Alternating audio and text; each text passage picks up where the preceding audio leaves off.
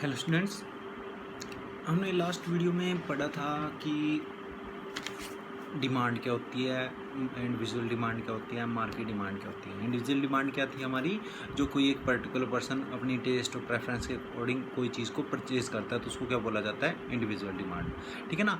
Market demand क्या थी, market demand किसको बोला जाता है, मार्केट डिमांड उसे बोला जाता है जब कोई व्यक्ति और उससे संबंधित लोग एक साथ किसी वस्तु की मांग रखते हैं तो उसको बोला जाता है, क्या बोला जाता है, मार्केट डिमांड। यानी कि इंडिविजुअल डिमांड के अंदर कौन होता है, एक पर्टिकुलर पर्सन होता है जो कि जिसकी आय या फिर उसकी मांग क्या होती है उसी पे बेस होती है। बट मार्केट के अंदर क्या होता है, मार्केट का मतलब होता है two and more than two person, यानी कि जहाँ पे दो या दो से अधिक लोग होते हैं तो मार्केट में आ जाती है। ठीक है, जहाँ पे सेल परचेज होता है तो वहाँ पे अलग चीज़ होती है, वहाँ पे अलग चीज़ होती है। ठीक है, तो अब आज का जो हमारा लेक्चर है इसके अंदर पढ़ रहे हैं एक टॉपिक जिसका नाम है law of demand. Most important topic है, कोई पेपर के अंदर डेफिनेटली इसमें से कोई ना कोई क्वेश्चन आ जाता है। ठीक है ना। लॉ ऑफ डिमांड क्या कहलाता है, लॉ ऑफ डिमांड कहलाता है कि जब आप की कोई भी कीमत है, other things are meaning constant या फिर सेम, अन्य बातें समान रहने पे जब आपकी जो प्राइस है किसी वस्तु के जब घट जाते हैं, डेफिनेटली बात है जब आपके प्राइस के हो जाते हैं किसी वस्तु के घट जाते हैं तो डिमांड क्या हो जाती है, इंक्रीज हो जाती है। समझ में आया। जब आपके जो प्राइस है, प्राइस तो क्या होते हैं आपके किसी वस्तु के घट जाते हैं और तो उसकी डिमांड क्या हो जाती है, बढ़ जाती है। प्राइस होंगे, प्राइस घटेंगे तो डिमांड क्या हो जाती है, इंक्रीज हो जाती है। इसके अपोजिट जब आपके किसी वस्तु के प्राइस हाई हो जाते हैं तो डिमांड क्या हो जाती है, लो हो जाती है। तो उसको क्या बोला जाता है, आपका लॉ ऑफ डिमांड। समझ में आया, लॉ ऑफ डिमांड उसको बोला जाता है। यानी किसी वस्तु की कीमतें बढ़ने पर उसकी मांग कम हो जाती है और जब उसकी वस्तु की कीमतें कीमतें बढ़ जाती हैं तो उसकी मांग क्या हो जाती है, घट जाती है। उसको बोला जाता है लॉ ऑफ डिमांड। क्लियर है। अब इसके अंदर एक मैं आपको स्नैप भी खींच के दूंगा कि लॉ ऑफ डिमांड का जो कैसे डायग्राम वगैरह बनता है वो मैं आपको दिखा दूंगा। ठीक है ना। अब इसके अंदर क्या चीज़ें हैं, इसके अंदर कुछ एजम्पशन है, कुछ चीज़ें हैं जो कि इसके ऊपर रिस्ट्रिक्शन लगाती हैं, यानी कि ड्रॉबैक्स होती हैं। तो वो चीज़ें भी हमें पढ़ना जरूरी है। लॉ ऑफ डिमांड तो हमें समझ में आ गया, बट कुछ चीज़ें होती हैं कि ये कहाँ कहाँ पे अप्लाई नहीं होता। फर्स्ट इसमें क्या है, जो इनकम में किसी टाइप का चेंज नहीं होना चाहिए। एक छोटा सा एग्जांपल बताता हूँ। इनकम में किसी प्रकार का चेंज का मतलब है कि मान के चलो किसी वस्तु की कीमतें घट गई, किसी वस्तु क्या होगी, कीमतें क्या हैं, घट चुकी हैं। अब कीमतें घट गई, बट कीमतें घटने से मेरी मान के चलो सैलरी मेरी थी 10,000 के बाद मेरी सैलरी होगी 8,000। अब ये थोड़ा ना कि मेरी इनकम घट, मतलब कि कीमतें घट गई तो कीमतें घटने से मैं कांस्टेंट ऐसी चीज़ें खरीदूंगा, नहीं खरीदूंगा ना।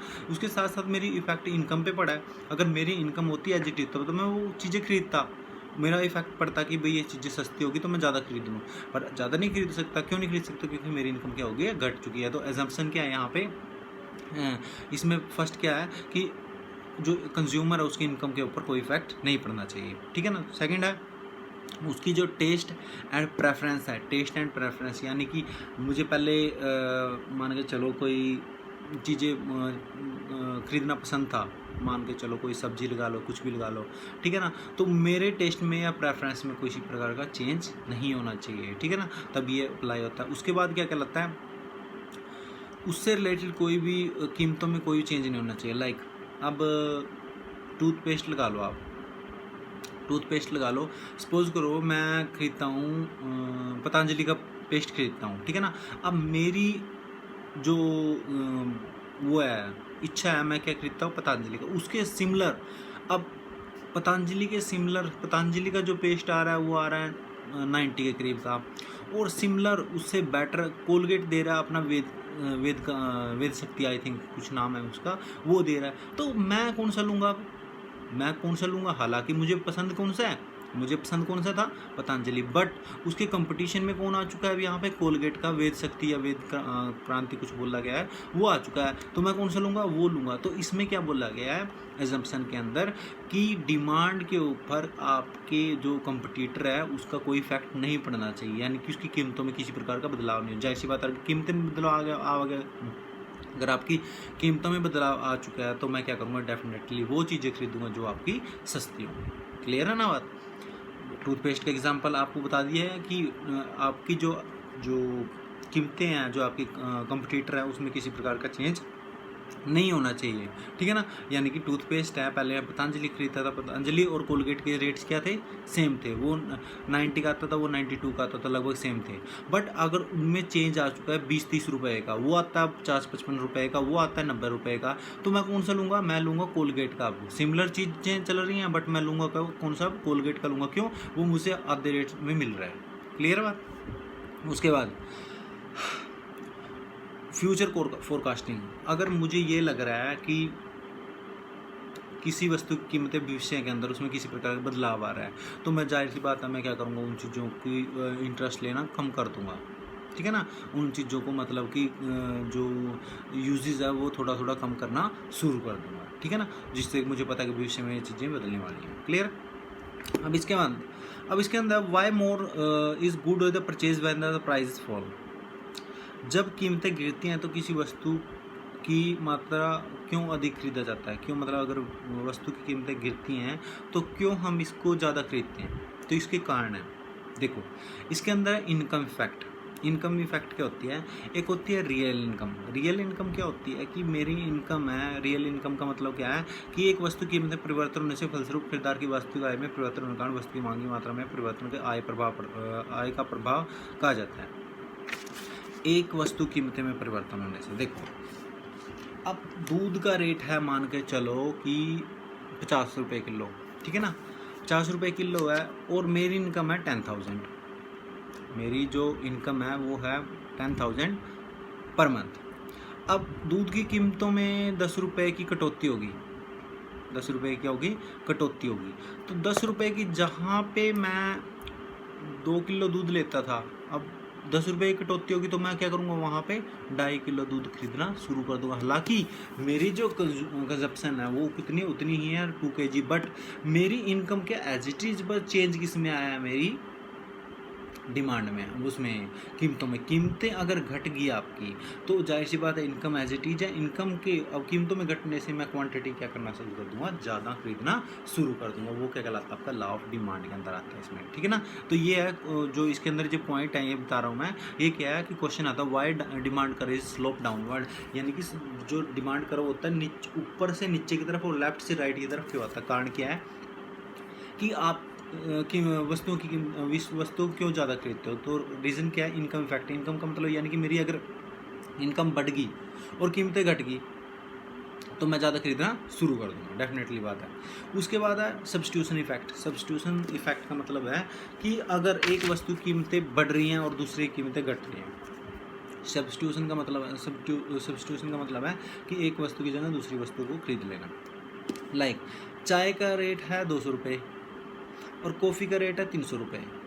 कितने का डिफरेंस है, 100 रुपये का। अब अगर कॉफ़ी के रेट घट जाएं, यानी कॉफ़ी के रेट तो आ जाए 150 और चाय का रेट, तो मैं डेफिनेटली उसको चाय को अवॉइड करूँगा, किसको खरीदना शुरू कर दूँगा, कॉफ़ी को खरीदना शुरू कर दूँगा। क्लियर है। तो ये सब चीज़ें भी किसी वस्तु की मांग पे इफेक्ट डालते हैं। उसके बाद आपका size of consumer goods, consumer group का मतलब है कि कोई भी जब किसी वस्तु की कीमतें कम हो जाती हैं तो दूसरे उपभोक्ता पहली वस्तु नहीं खरीद रहे और उसे खरीदने लग जाते हैं। यानी कि वो कंज्यूमर ग्रुप का मतलब क्या है कि कुछ लोग ऐसे होते हैं जो पहले कोई चीज़ें नहीं खरीदते। कुछ लोग होते हैं कोई चीज़ें नहीं पसंद करते या नहीं खरीदते, बट कीमतें घटने पर वो चीज़ें खरीदना शुरू कर देते हैं। लाइक अब कोलगेट को वही पसंद नहीं करते, मान के चलो कोलगेट का रेट एकदम से डाउनफॉल पे आ गया। कुछ लोग थे, मान के चलो 10% है, 10 में से 8 लोग क्या कर रहे हैं, पतंजलि को यूज़ कर रहे हैं, ठीक है ना। अब पतंजलि के रेट तो एज इट इज़ है, कोलगेट के रेट घट चुके हैं, तो वो क्या करते हैं वहाँ पे अगर पतंजलि के रेट मतलब किसी भी चीज़ के रेट घट चुके हैं जो वो पर्सन पहले यूज़ नहीं करते, तो वो भी वहाँ पे यूज़ करना शुरू कर देते हैं, चाहे वो मतलब पहले कभी उन्होंने यूज़ भी नहीं की हो, ठीक है ना। नेक्स्ट आपका डिफरेंट यूजेस का मतलब है किसी वस्तु की कीमतें घटने पर, अगर किसी वस्तु की कीमतें घट रही हैं, ठीक है ना, किसी वस्तु की कीमतें घट रही हैं तो आप उसका जहाँ पे उसका यूटिलाइज हो रहा है उससे अलग यूटिलाइज करना शुरू कर देते हो। एग्जांपल बताता हूँ, जैसे कि चने हैं, चने कौन खाता है, हम लोग खाते हैं। बट अगर उसकी कीमतें 10 रुपये केजी आ जाए, सपोज करो चने के रेट हो जाए 10 रुपये किलो, तो आप क्या कर देते हो, वहाँ पे अपने जानवर होते हैं उनको भी खिलाना शुरू कर देते हो। समझ में आ रही है बात?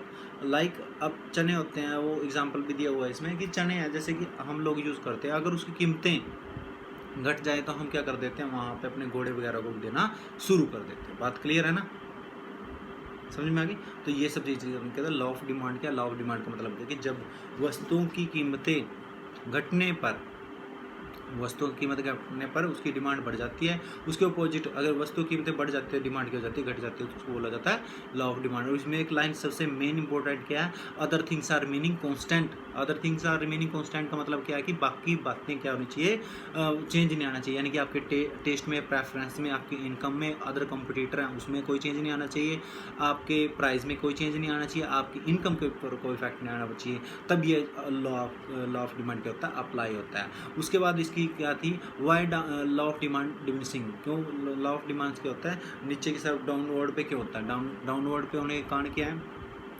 Income fact. इनकम अगर आपकी बढ़ रही है और वस्तु कीमतें घट रही है तो आप क्या कर देते हो, वहाँ पे इनकम को कंज्यूम कर लेते हो, मतलब कि सेविंग कर लेते हो, और वहाँ पे वस्तुओं की कीमतें, वस्तुओं को ज़्यादा खरीदना शुरू कर देते हो।